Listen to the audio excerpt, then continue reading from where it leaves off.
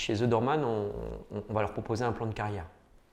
Donc ça, c'est important parce que la difficulté qu'on a dans nos métiers, c'est que bien souvent, le conseiller, il est tout seul, il est chez lui, il est en home office, et puis il a du mal à se projeter, ou bien il constitue des équipes, ou du moins il récupère des équipes de filleuls qui ont disparu de la circulation. Donc nous, on s'inscrit dans la durée.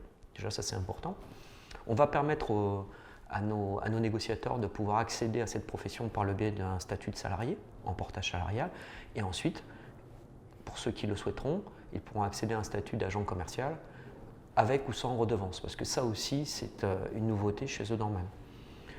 Enfin, pour ceux qui souhaiteront aller plus loin, nous allons leur confier des fonctions de manager, et ils seront associés au chiffre d'affaires de leur filleule, exclusivement de leur filleule, puisque on voit aujourd'hui les limites du marketing relationnel ou du multiniveau.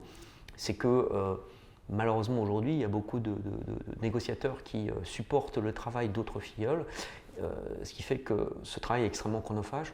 On me dit parfois que ça représente 80% de leur temps pour simplement à peine 20% de leurs revenus. Donc ça, c'est un travers de cette organisation qu'on ne souhaite pas mettre en place.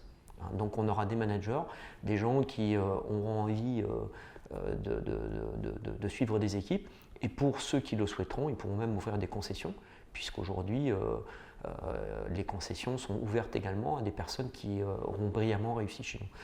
Alors ce parcours, ensuite, ce qu'il faut bien préciser, c'est qu'il y a énormément de formation et d'accompagnement. C'est-à-dire que dès que le négociateur va arriver, on va lui proposer 5 jours de formation. Et ensuite des formations qui vont être validantes dans le cadre de la loi Allure, et des formations très variées, parce qu'on aura l'occasion d'en reparler un peu plus tard.